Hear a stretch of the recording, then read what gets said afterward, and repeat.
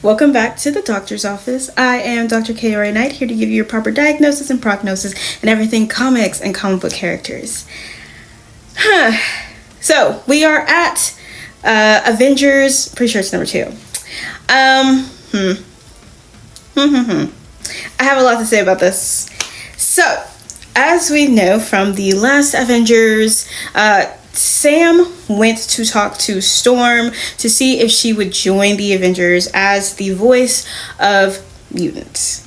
Okay, she hadn't necessarily given them an answer because before she had a chance to, Hyperion came on and was like, I'm headed towards Earth to whoop all y'all's ass. So, that is where we are. Now, they're trying to determine when it is that he will be arriving, and Vision and Impossible City have narrowed it down to about 5.5 hours, which is not a lot of time for them to do what it is that they need to do in order to stop him from coming. And as they're all talking, Vision is still trying to just like narrow it down, but as he is doing that, Thor chimes in that it is a very daunting task with this situation. It's, tough even for a god. And then of course in the background comes the words, or goddess, and in walks Storm looking absolutely lovely. I absolutely love this costume that she has. And her hair, fire. So whoever is whoever is in charge of her looks, chef's kiss. Anyway, so of course she greets everybody. Everybody's very happy to see her, and Captain Marvel's like, you are just the person I wanted to see, and I really actually need you to talk to one person in particular. So of course she goes to try to have this conversation with Cyclops, and Cyclops says, the things that we already know Cyclops and the Avengers do not mesh, and that's Captain America's fault, Steve Rogers, because Steve Rogers does not actually care about the plight of mutants because Steve Rogers is a fucking human. So he allows for things to happen to a certainty when it comes to the mutants, and I really don't like that. Clearly, neither does Scott, as he shouldn't. So, they have their conversation, and he's like, you're always welcome to be part of the X-Men. And she's like, I don't like people telling me what to do. I used to be the ruler of fucking Mars, bitch. I would definitely not go back to being on a strike team as a subordinate. No. She's like, Captain Marvel is the chair, but everybody here is equals. You know what I mean? So, that's kind of where she's leaning, and she's not wrong. Now, her and T'Challa being on the same team is very interesting and slightly funny. But I'm going to get into just something towards the end of this, just because I think that this is hilarious. So, while she's doing that, and he actually introduces Quentin Quire as the sidekick that she needs for this plan that they've put together, the Avengers get a call from someone that they did not expect. And the person that they got this call from is Blade. Here's what I do not like about the situation. I completely and totally understand Impossible City's hesitation to let Blade's call come through. I understand them being hesitant to listen to Blade at this time. However, y'all know good fucking well that he was possessed by Varney, unwillingly possessed by a fucking demon god, and that is how all of that transpired. It was not Blade himself going through and turning all of these people into vampires on his own fruition. So for y'all to actually treat him that way, talking about some, who is it coming from? And I can't even remember who they said. And he was like, and Tony was like, no, worse. And Blade's like up there, don't do him like that. And he's like, I know I'm the last person you want to hear from right now. Bump all of that. He's like, I can feel Impossible City shaking. Okay, I get it. But I am the only person in the world who knows why Hyperion is coming here, what his problem is, and what's going on with the situation. I'm the only person who remembers a world without the Avengers, where Hyperion and the Squadron Supreme were the ones doing, like, were the heroes of this world, and it was a world that was created by Mephisto. So at that point, we move over to where Wanda has gone to Clea and Doctor Strange, and they're like, Mephisto, and she's like, yes, according to Blade, Mephisto created this world, and Hyperion was the hero here. It was Hyperion and the Squadron Supreme, and they were the hero elite here. And then here goes Clea talking about some, I don't really trust what the Daywalker says because I match swords with him over my dead lover's body, and blah, blah, blah. And Doctor Strange was like, you know he was possessed, so don't do that. And then Wanda, my girl, Wanda goes, you know what? I also suffered at the hands of Varney. He was in my mind. He kept me, like, shut out from my powers, and he could have turned me into a vampire too. But while I suffered, and while T'Challa suffered, like, you know, while we may have suffered some, Blade suffered the fucking most. So y'all need to get off it. She said he was an Avenger, and I trust him now. Exactly. Thank you, Wanda, for fucking, like, speaking with actual fucking sense. Anywho. So, they have come up with a plan. So, we have Wanda, Clea, and Doctor Strange in their area. We have Thor talking to Sif and Sam. And what Thor says is very true. We owe the world our, you know, devotion. Like, we owe the world. We don't owe Hyperion. Hyperion may have been a hero at some point in time, yes. And I can understand being forgotten. I get it. But the world doesn't owe you. Like, it doesn't owe you personally. It just owes your acts that you perform. Like, be serious. And Sam's like, you know, I get what you're saying. Good luck on your end. I'm going to go see what science these guys have cooked up over here. Sif, of course, is like, you know, Midgard is in danger. And he's like, you know, of course. She asks if he's told them yet. And he has not told them yet. This is about to get not good. But essentially, everybody is using Wanda as this conduit. So they're trying to pinpoint his location. Once they pinpoint his location, they're going to fire some missiles at him. And Impossible City is going to do what she can do. So, and this is trying to just, like, stop him at this point. Like, it's, well, search and destroy.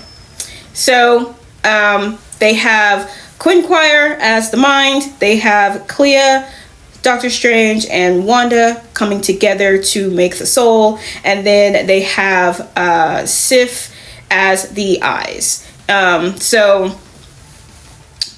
Wanda casts her spell. Once everybody is in position, they are able to lock onto his position, fire, and Impossible City creates kind of just like a plastoid suit to go out and meet him and observe to make sure, like, what happens. So when she gets out there, Vision's like, oh shit, can you create an emergency dimension? And she was like, yeah, I can, but I'm not going to be able to, like, close it in time if he decides he doesn't want to stay there. And he's like, what if he doesn't want to leave? And so, you know, Captain Marvel was like, Vision, what are you talking, like, talk to me. So basically what he's saying, and Impossible City knew where he was going, where Vision was going with this, which is why I like how Impossible City and Vision's dynamic is, because they are two synthoids. So basically Vision tells Carol, like, he made us choose death, but we don't have to conform with that decision. That's stupid. Him going on his own suicide mission because people forgot about him. No, we're not doing that. So she does create an emergency gate to a different dimension, and it takes him from Earth 616 to Earth 901. Earth 901 is where I believe Impossible City came from. She was a slave to like this race of monsters who invaded Earth and was slaughtering the heroes and everything else. So she's explaining to him that you don't have to kill yourself because people on 616 do not remember you. However, there are people on this Earth, Earth 901, that need a hero, that need your help. And so he's kind of just looking like, shit, let me go do that. So that's where they've left him. Now, there is a conversation that does occur between Thor and Storm. And I love how he calls her Wind Rider. But, you know, he was like, are you going to accept the offer and become an Avenger? She's like, you know, I don't know. What are your thoughts? And he's like, you know, they are going to need you. They. And she's like, they, not we? Like, what's going on? And he tells her that he has been accused of murder, something that happened in the Immortal Thor story. He has been accused of murder, and he does not want that whole situation to be associated with his friends. So he is leaving the Avengers until he can get all that shit straightened out. However, he does not want the Avengers to be without a god of thunder. So, you know, he tells her, like, accept it. Like, make sure that there is a thunder god here for them. And he grabs her hand, and they have, like, this whole lightning light show.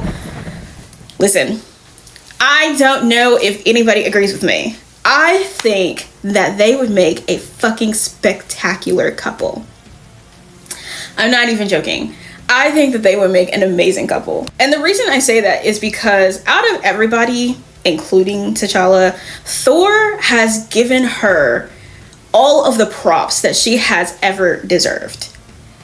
Included, like, even as a mutant, like, even just being part of the X-Men, Thor has always given her the flowers that she deserves to have. He has always given her the respect, everything. He knows where it's at.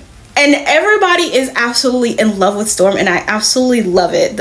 Dr. Doom with his huge ass crush on her. I honestly think that Storm and Thor would just be absolutely fucking perfect. That is a power couple if I have ever seen one. And just the way, like, he grabs her hand at the end, and they have their little show of power, and she's got this, like, smile on her face. Oh my god, please. I absolutely fucking love it. I love it so much. Oh my god. So as for this story got really big really fast because it started to involve other people very quickly.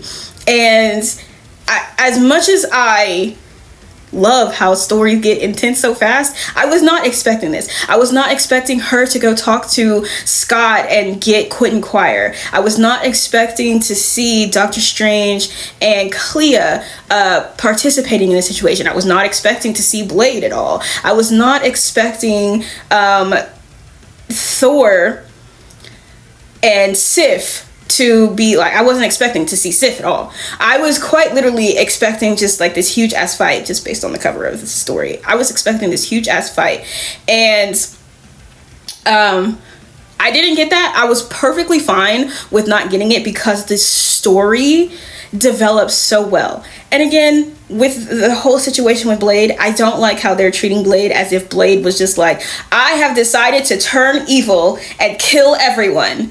That is literally not what happened. And y'all know that that's not what happened. Y'all were there. Being cautious is totally different. Being mad at him for being an unwilling participant in a possession is crazy. Absolutely fucking insane. Part of this situation I don't like. I'm actually interested in the dynamic between him and his daughter.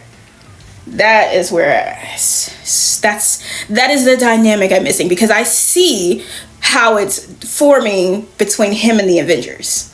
I see that. But I also see the trusting side of Wanda, because Wanda was smack dab in the middle of it. And T'Challa was smack dab in the middle of it too. That's why I'm just like, You, of all people. Come on. I understand being mad. I totally get it. But you're mad at the wrong person. You're mad at the vessel and not the one that possessed the vessel.